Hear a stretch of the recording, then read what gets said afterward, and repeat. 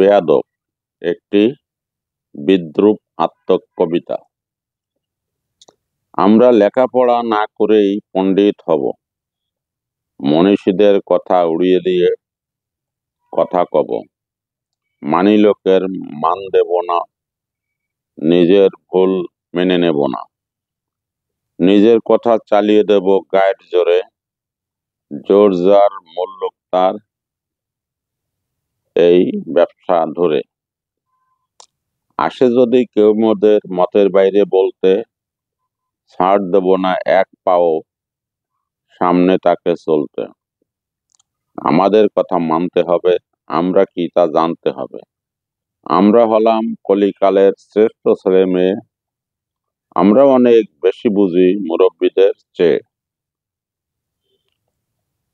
আমাদের মা বাবারা